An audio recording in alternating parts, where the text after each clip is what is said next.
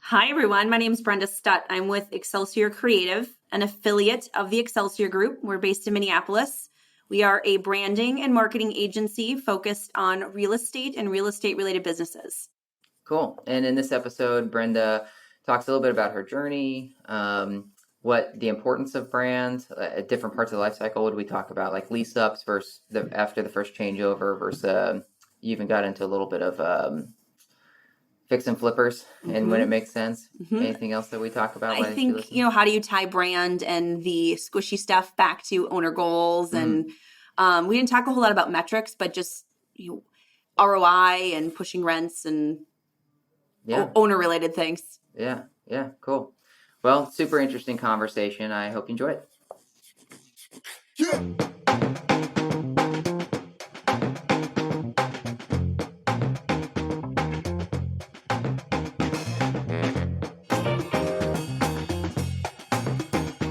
ask me questions. You can edit me out if I say silly things, right?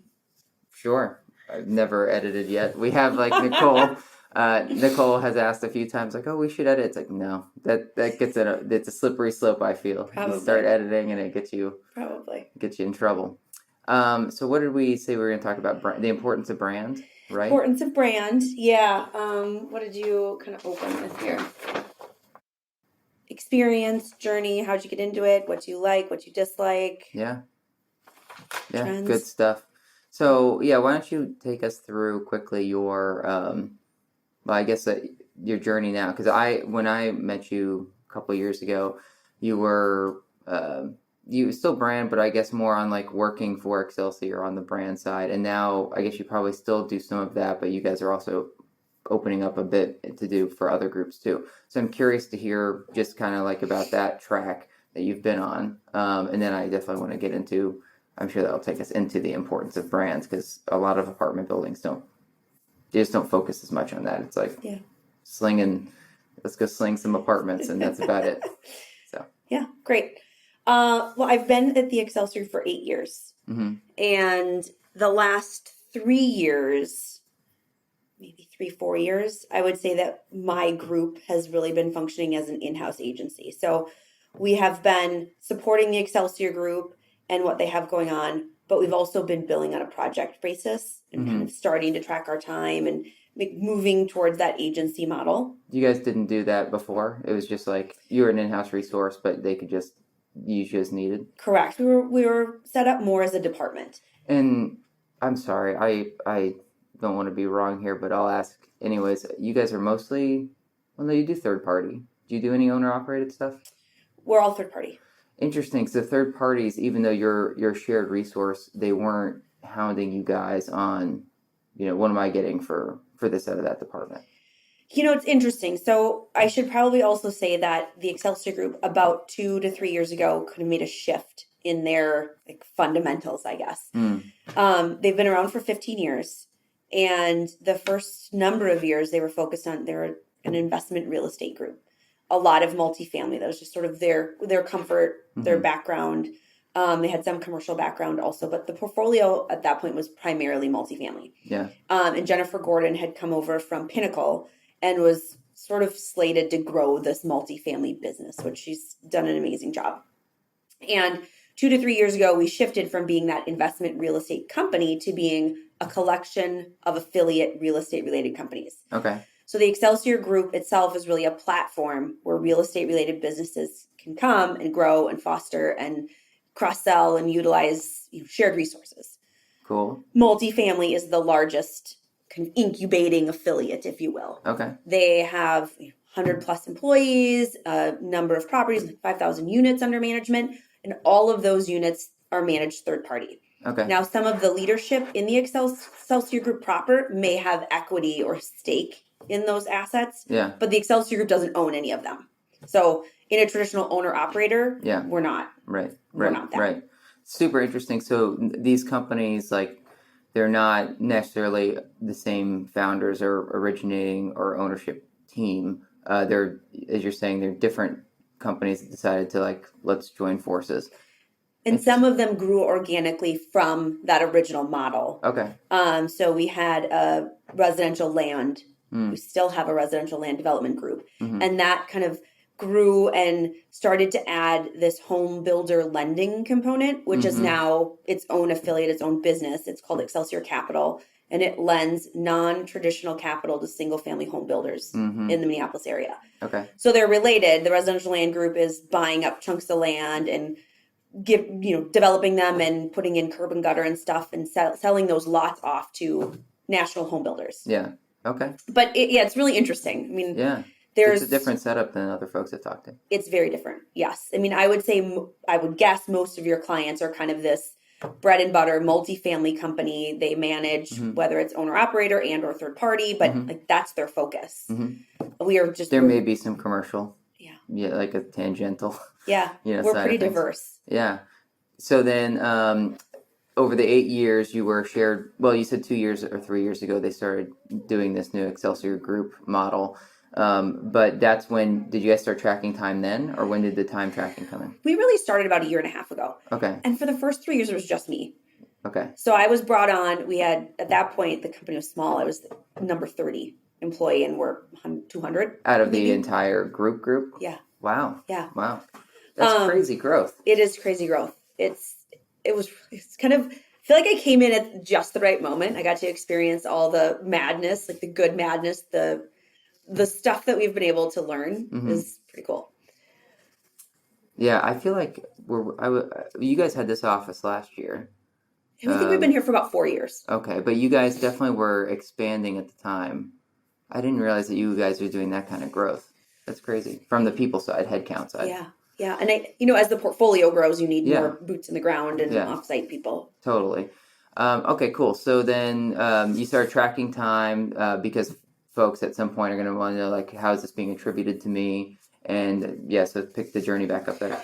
So first few years it was just me. I started to build a team. We're almost just building out the department because the company was continuing to grow. I needed to have some designers on staff, and we were just doing more for not just the Excelsior Group brand and the corporate marketing, but for the clients and for our third-party clients. So as we continued to have more multifamily developments or commercial developments, whatever it might be, our services were being tapped and used for branding or brochure design, management of websites, a lot of experience pieces and parts, and then also being involved upfront in the development.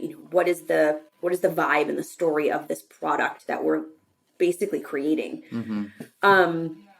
So fast forward to 2-3 years ago, we started to, on a project basis, really more for the properties within the portfolio, charge for projects. And we were not tracking time at that point. We were just sort of like finger in the air. This feels like a $500 project. Or this feels like a $1,000 project.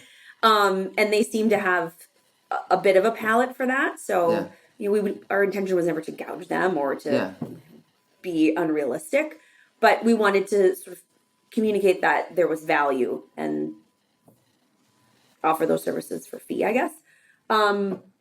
So last year, going into last year, we sort of made this decision, well, maybe this could be a legitimate business. And we really don't know because we have been guessing and we didn't have metrics to fall back on. So we wanted to dig in, and that's when we started time tracking. Was really the beginning of last year. Yeah. And our CEO, Chris Culp, and I went into 2019 with it's our first official year as a fake business purview. Like, let's see what this means if we're looking at the numbers and tracking metrics and how does it go?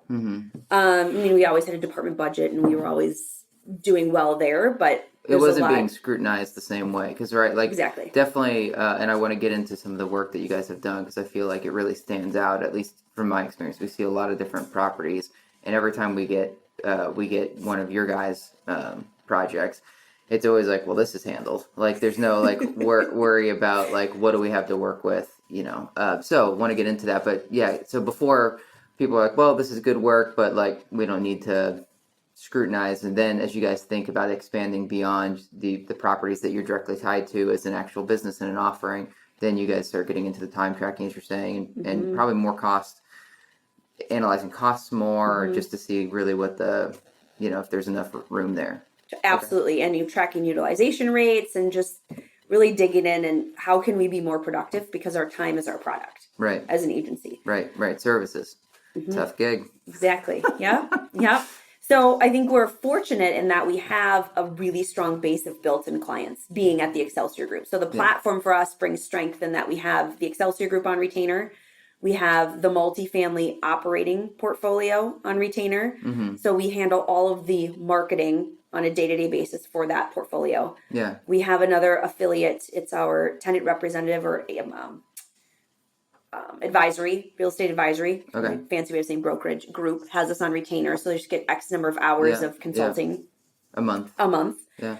And then, as you said, we've opened this opportunity. This door has been open for us to take our experience and our services and really work the network that not just our company or affiliate has, but the other 6 at the Excelsior Group, and say, hey, we can deliver for you what you've seen us do for partners of the Excelsior Group, whether or not the other affiliates are associated. So these other affiliates, though, as you were saying earlier, aren't all multifamily. So are you guys trying to stay within the niche of that, or will you guys take kind of whichever project presents itself? As long as it's within the real estate vertical or category, I suppose you could say. Yeah. We'll take it. Yeah. And was there something that spurred this idea besides the fact that, because as you're talking about all the growth you guys have and all of the different affiliate organization, there's a lot of opportunity already.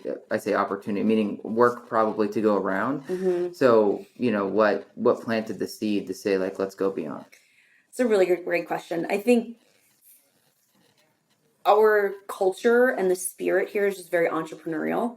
And that is part of the shift from being just an investment real estate group to, hey, let's help these really entrepreneurial spirited people do what they want to do. And rather than us leave and go do something someplace else, they want to keep us here and keep that culture and spirit alive. And so I think we're all really fortunate to have the opportunity to kind of root and build and grow with the support of not just each other, but the executives and the reputation of the Excelsior Group. Super cool. So is that a culture that's stated, or is that more like naturally inherited, people just recognize it? That's how it started.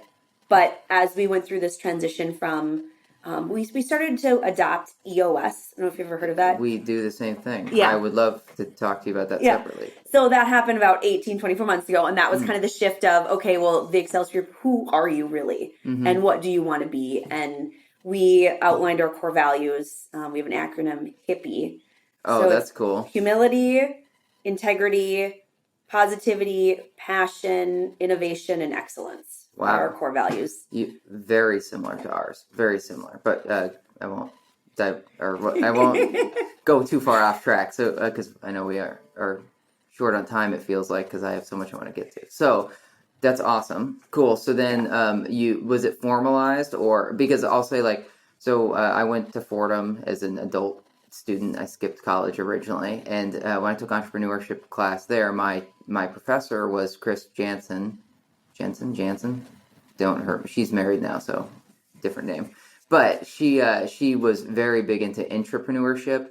How do you like within an organization like JP Morgan or whatever? How do you still kind of do what as you're describing? Like, how do you take your ideas and foster it? But a lot of big companies say they have, they're entrepreneurial or they offer intrapreneurship programs, but in practice it doesn't really happen. It's there's so much red tape. And in a way where we, Reed, I, and Nicole came from at the Post, there was definitely a little bit of that culture. They wanted to feel like it was that culture, but then you were just kind of boxed out of what you really wanted to do. So I'm just, curious for you to dive into that a little bit. They definitely walk the walk, talk the talk. Sure. I don't know. They deliver. Yeah. There's been a few instances where an employee has started in one area or department, maybe it's accounting or maybe it's HR. Yeah. And they have voiced interest in, I'm really interested in this instead. Maybe I'm interested in asset management, or I'm interested in marketing, or I want to be a leasing director at a multifamily building. They absolutely help that happen. I mean, end of the day, it's let's set everyone up for success and manage to strengths as much as we can. Well, if you're really following EOS to the letter, then there is a component of that where it's like... GWC? Well, there's GWC, sure, but I just mean like where, like with the annual reviews and the quarterly reviews, the way that it's laid out is that you're really supposed to get at someone's core and what they're interested in and help foster that. versus like the typical, I'll say more starchy, like, hey, let's do an annual review. It's like, you showed up to work, Right. gold star. You're and breathing. It's like, yeah, Great. keep going. Yeah. Instead, you're really thinking about developing the person. So that's cool. Yeah. All right. So now you guys have moved into that. So tell me a little bit about the importance of brand. Why would someone come and work with your team or any team on a project? And I think I even said like, well, in my experience, a lot of our clients will focus a lot on brand at the beginning. We were talking about this a little bit before we started recording. When they're developing a project, it helps like get the investment and the people excited and the project off the ground. But then once the building's done, there may be some brand left, meaning that they'll pass over some assets to people, but there's usually not as much investment once the project's finished to continue like, with that brand guide and like the assets that you get sometimes, but certainly moving into year 2, it's kind of all funds have evaporated. And then particularly once a building's been sold off, if it leased up and sold off, they may change brands, but not the same kind of work was put into it because they didn't inherit. So I just would love for you to talk through that entire cycle. Like, why is brand worth it at the beginning? What should happen once a building is sold? Should you ever invest in brand again at 4 years, 5 years down the line? So I know that's a lot, but we'll get there hopefully. It is. Yeah, let's chip away at it. I think at the base, we always want to drive back to owner goals. And what is ownership looking to do? Yeah. And in a new development scenario, same thing, right? Where we're geared up, we're creating that brand up front, everybody's excited about it. It is so easy for it to just dilute.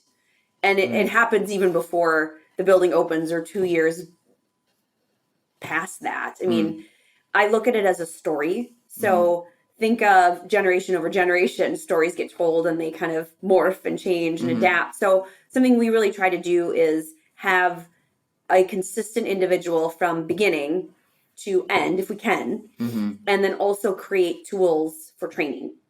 How do we pass that story down the line and help prevent the dilution as much as possible? So if someone from our brand team creates a library of videos and that communicates a story, communicates, hey, this is why we chose these colors. We were talking about Rafter prior to recording. The name Rafter was chosen because there is a very gregarious group of wild turkeys that have made their residence in Northeast Minneapolis. And a Rafter is a group of turkeys. So again, playing a little bit of homage to that neighborhood. And we want to try and give the on-site team those tools because people want that experience and they want that story. And then as the building has been open for 2 years, hopefully the team tends to, whether it's a shift to a different property or a turnover, part of training is watch those videos. Here's the story, here's the brand. So you guys will do videos. That's interesting. At the beginning, like before ground is broken or after ground is broken? We chunk them apart in phases. So it's best to create these videos or these tools when things are fresh, right? In my opinion. So the brand's created, video. Yeah. Then we start to create some tools, and it could be that there is a piece that explains the collateral or the printed sales tools. And it's explaining why we design them the way we design them and how to use them. It goes a little bit beyond, hey, here's a business card and look, your name's on either side. Right. But how could you use this tool to create the experience with your consumer that we sort of hypothesized or like wrote for you through these tools? How do you appropriately diffuse them for the most impact or the most positive impact? So different phases through the project will create these tools and they live in a toolbox. There's a lot of diffusion that starts to happen once the brand is created, which that's kind of where your team comes in, right? Like we start advertising and we start hosting events and we put signs up and we do a lot of other things where we're pushing that brand and that story out. So, okay, if I back up, if I'm some rich dude, right, I can see if I'm building $100 million skyscraper that it's like, I'm doing it for the money, right? It's an investment, right? Yeah. But then I can start to really get drawn into it and be like, you know what? Like, I would love for it to have a brand, and I like the story about the rafters and the turkeys and all that stuff. Those costs, like, respectively to the cost of the building, they're minor. Yes. But when it's funny because once people start operating a building, they think of them as like I'm cutting off an arm. It's totally different purview. Right. So So I'm curious for you to dive into a little bit about that, because as you were saying, like I can see how I'd get attached to it. Like we're moving into a new office next week, and we started with a budget, and then we're like, you know what? But we'd love to do this, and we'd love to do that for culture, and all of a sudden the budget explodes, right? And then it's like, shoot, should we? And I can see how now, like if it was a building we're going to try to lease out or make money on, that we'd start to like gut it. Right. So that diffusion, could you talk about that? Like how that starts to be lost? Because I'll expand a little bit. But one of our clients is RKW and on the East Coast, and Joya is phenomenal. Like she's phenomenal, and she will say, like when they go and pitch a new possible owner, they'll say like, well, we're going to take over this building. They think about the story. They'll make a charcuterie board of like the cheeses and meats that go with the story. And I'm blown away by the effort that goes into building a charcuterie board. But at the same time, like, I don't know that the leasing agent understands that you got the what age salami, whatever on the board. And so back to your diffusion. So just go into that a smidge. I want to touch on one other thing related back to your rich guy putting your money into this tower. Yeah. Well, I'm coming back to that, but go ahead. I had mentioned owner goals, and a lot of that is we work with these institutional investors, and these assets are in certain funds, and each fund has a different focus. And so we ultimately, at the end of the day, are answering back to a pro forma that has been written for that asset in that fund. Right. And marketing typically falls into the soft cost budget. And you're right. It is scrutinized just like everything else. We all go through value engineering is what it's called, where it's cutting and you're trying to balance where do we get the most value? In the same way from the design perspective, where you can say, do we need a balcony or do we want a kitchen island in this studio? Or maybe that's a horrible example, but we do the same thing on the marketing side.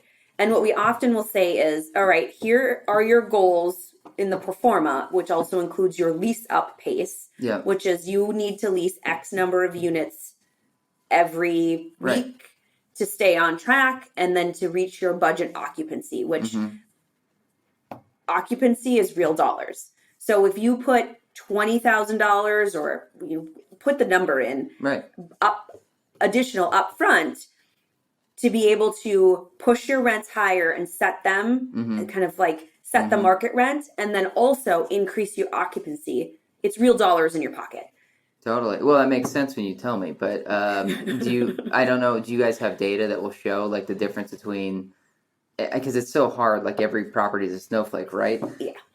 I mean, we definitely... It makes sense, but like I'm sure that these, dudes with their fine pencils are wondering like, what data do you have on this? And here's what I will say. We have a reputation, and I think that speaks, in my opinion, the loudest. I mean, we've been able to, over the last 8 years, kind of come as a tiny little shop, make a name for ourselves, and we set market rents. That's what we do. And really when I say we, I'm talking about Jennifer's multifamily group. We are a small component of that, but they're able to come in, set the market rents, and say, just because like maybe you should spend a little bit more upfront, whether that's in your design or in your branding or in your marketing, and look at what we've done in these 8 other projects. Like we've been able to deliver to expectations, whether it's leasing up faster, raising the rents or increasing the per square foot rents, or increasing occupancy. Stabilizing faster or something. I mean, And then the argument is, well, is that really that, or is it the quality of the building? Because Rafter seems phenomenally well built, or is it the leasing team because like the training is so good? So it's everything. It's really all of them. Right. And what I will say is, we've been fortunate to work on a lot of JV deals, which in the early days really pulled back when we were not affiliate companies, a handful of us, and we were very intimately involved in that. And that, I mean, we were all involved in what kind of cabinets should we choose? Yeah. And should we have soft closed drawers or not? Yes. And when we started, nobody did. Yeah. And so it was, okay, well, what do you just do to inch above the competition and stay relevant for long enough before the fund sells the property? Right. So kind of back to your question, what happens when the property sells? Yeah. I think it depends on who's purchasing it. Where was it in its life cycle at purchase? Because there's a lot of activity around, they call it value add these days, where you're buying a B or C asset and the purpose or the strategy behind the purchase is really, okay, you're going to buy it low, put some capital improvements in it and sell it high.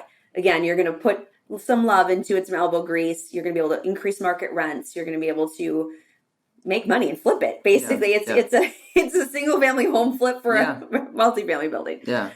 But we see that usually like 7-10 years in, at least on the clients we work with. So let's talk just for continuity's sake. Let's say you're able to keep, as you said, the brand degradation. Let's say it doesn't happen because you're able to communicate with the leasing team and they can keep it alive, and you can work with your other agencies or partners to keep it alive. And now, hey, you were able to lease up in 18 months. That's terrific. Well, let's probably going to go on the market for sale, right? So let's sell it sometime 18 months to 2 years. Great, I sell it. When is, and I've never figured this out, but when do they keep the brand versus when do they scrap it? Because like a lot of times it's like this beautiful work and it's like, let's rename it or let's get a new website. So, well, new website is probably more prevalent because it behind the scenes there is a lot of software and it's proprietary and it's owned by one shop versus another shop. So almost always the website changes. Right. Well, that's like if they're on a different tech stack, then you're on a different tech stack. Exactly. But the brand, I think, is more, I see it change more frequently in that value add scenario. When they're buying a, 7-10+ year old property, it's BC, and they want to transition it into something else, then a brand refresh or a rebrand seems appropriate. Because if they're trying to pivot and attract a new target demographic, increase rents, if they're doing unit rehabs and other things, you kind of have to deliver a new product to the market, if you really want to change the story. So first off, staying on the first bit, I bet, I'm sure you guys talk about this, but as part of the sales pitch to me would be like, even if someone was arguing about the data, like Rich White David is saying, hey, I wanted to lease up fast and now, or whatever, and you convinced me to spend $50K or whatever all in on my brand. But if I don't really believe that's gonna help me lease up faster, I could believe that like this is the investment so that also when you sell, you can get more out of that sale. Because who wants to inherit something that feels hollow versus like I'm gonna buy something like, wow, if you guys paid this much attention to brand, imagine what you did with everything else involved. And we talk a lot about brand, but our approach is to extend and go beyond that and really think about experience and experience from every different level. So as ownership, we want to deliver that same kind of experience to you so that it's like we're wooing you kind of. And of course you have to have hired us, but I think making sure that you're feeling good about your investment and also making sure that that experience lives on. It's so much more than just a logo or just a website or the tools. Yeah, you talked about that, and I feel like you guys have more ability to influence this than others, just the way that at least you're set up. So we'll just stick with Rafter, but it's like that you were saying brought in local artwork, and when we toured the property, it was evident they like hammered it like, oh, this is if you're coming up to the penthouse floor. Each door frame is custom painted, and that's obviously, as you're saying, super ingrained in the process.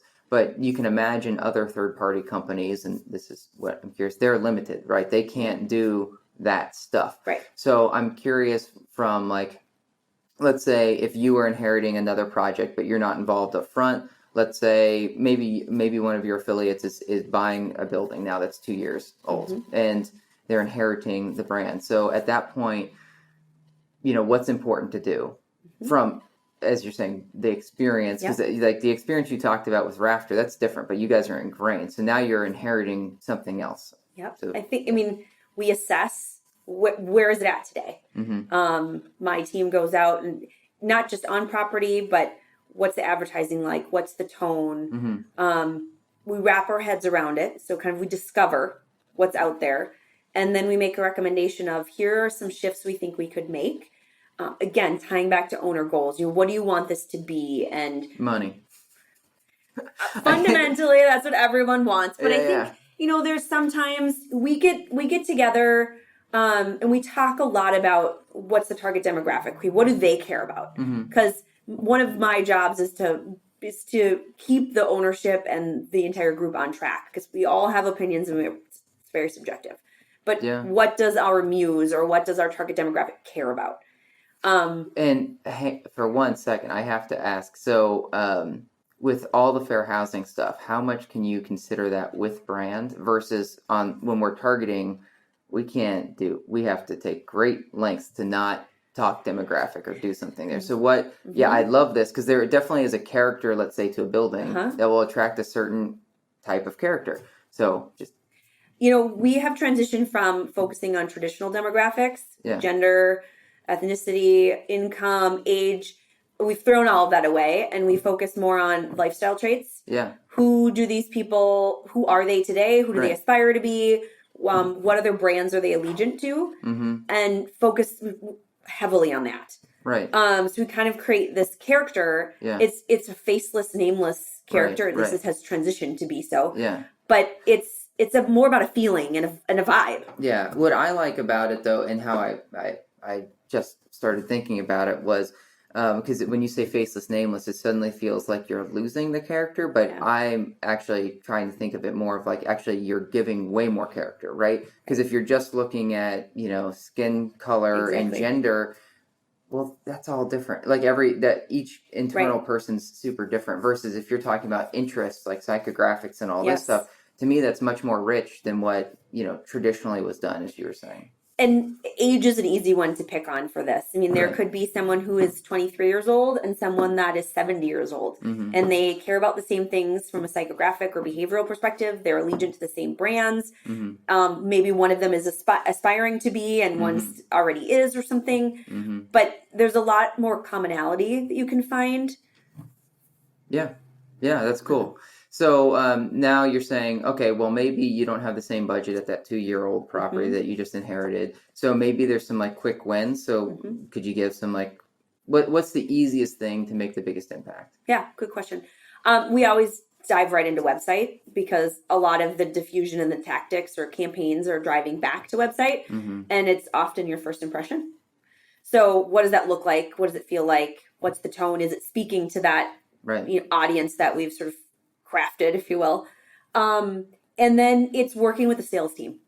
What is the experience that they're delivering? And are they connected with what we're pushing out on the website? Are they providing that experience that will set them apart? They may not have the sexiest logo, and that's fine. Their signage may not be the prettiest thing to look at. And those are things that, maybe there's long-term goals to adjust those or update them. But your consumers, your prospects, when they come in the door, if you make them feel the way that they're expecting to feel, the rest, it has to be clean and it has to be the type of product that they're looking for, but they'll forget everything else. It's about how you make them feel. Right. So, and probably I would think the continuity of that, right? So like as you're saying, like I'm poking around online, I go to some website and I'm like, okay, I'm getting a good vibe from this. It's jiving with me. Then I go to the location, whether I drive or take an Uber. And to your point, like when I see the A-frame, like leasing office this way sign, I don't look at the design of that because all I want to know is like, what door do I go into to go talk to somebody? And is it easy to get there? Right. Did you get lost? Right. Or were you on time because they made they made your journey easy? So now I don't care about my A-frame. I'm not going to spend a bunch of hours on that, but I walk in the door and now, as you're saying, like if the website has a certain kind of copy and a feel, like again, hopefully the design feels similar to the building design. Right? That it's translated so it's not like a weirdness. Then when I'm greeted with the leasing team, I like what you're saying there, that there should be more connectivity. A lot of times it feels so siloed from our angle where it's like leasing team is like very different than the marketing team. The marketing team feels like there's a dotted line, but they can't really have an influence on the leasing team. So somehow you've probably got to do your best to bridge that gap, like just in case, like how do we set it up so that it feels close enough? And it's never perfect. And we're working with people and everybody's different. So sometimes it's working and sometimes it's not.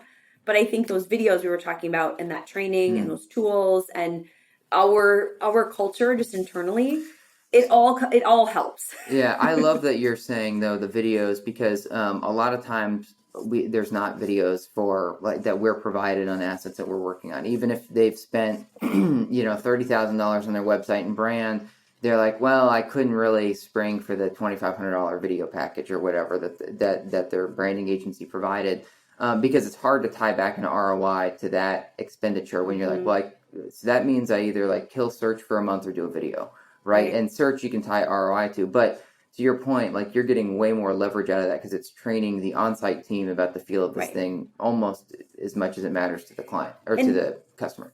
Part of our approach to business and just life in general is to be kind and do things right. And, if our clients are ponying up and making this large investment, we want to make sure that it can live on for them, and we want them to feel good about it.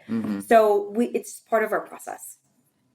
So curious, I'll backtrack a second here, but before that building sells at that 2-year mark or whatever, does the marketing side, whether here or your peers, do they contribute to the sales process?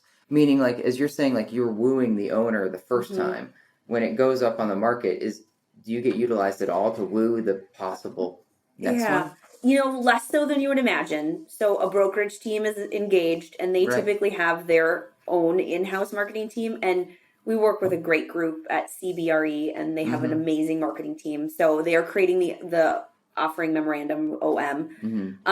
They may lean on us for imagery or certain things. Sometimes we'll review it. Our management team, depending on the asset and our involvement, the management team and or the original development team will be involved. They may help with tours. They may, review things and help write documents. We're involved less than you would think. Yeah, I think you're not involved at all. Yeah, I mean, but back to your like, you have this love for this brand that you've helped develop. I could see again like how investing in the brand at the beginning could eventually lead to a better sales price at the end. I could also see that like, well, let's almost revive this thing that started to decay a little bit, as you said, a couple of years have gone by. We certainly do that. Yeah. We just sold our building as part of West End Office Park, so it's a commercial development, and we just it just sold out of our portfolio. And about a year ago, we did a website refresh. Yeah. We did some signage things. It's sort of like you zhuzh up your house before your friends and family come over. Yeah. Same kind of thing. Yeah. I mean, well, so it seems like I feel like there's opportunity there if there could be more connectivity. I would see that maybe for you guys, since you're more nimble than many, I feel like that could be a difference versus like, let's say a Gray Star or something, like they may struggle to make any real impact change there. So anyway, so now let's say you had that fix and flipper that you were talking about. At what point do you say, it sounded like you were like, well,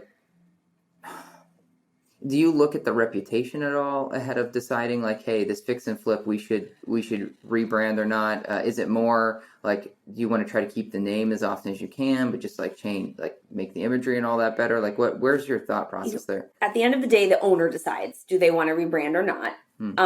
If it's Excelsior Multifamily managing it, we will consult with them and help do that research and say, the reputation is great, it's really positive, or it's not so great. It may be time for a name change.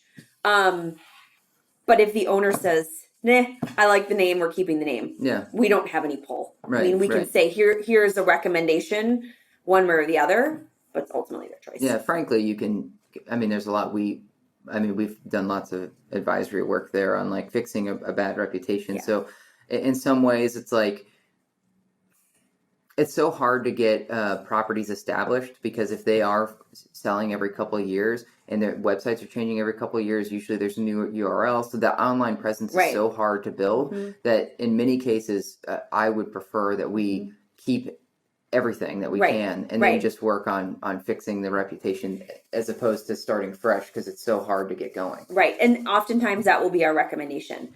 I think also when you're in this quick flip mentality, it's, I need to create a new product because that's how I'm going to add value, and that's where the name change and all this, because you're in it for the short game, right? You acquire the asset, you're going to go through your improvements, and you can see the end. You're putting it up back on the market, and you're exiting. Yeah, so window dressing needs to go on this thing real quick. Right.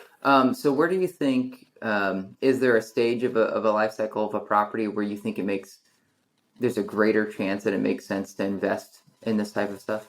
It's a good question. And this is kind of a non-answer answer. I think it depends on the asset. It depends on the location. It depends on the ownership and what those goals are, because it would cost a lot of money to do all of these things. And if you're in a long-term hold situation and you're fairly stable and you're not making any other improvements, I don't know. I think you should scrutinize it a little bit more. If you have different goals, different outlook, it just depends. Why the location?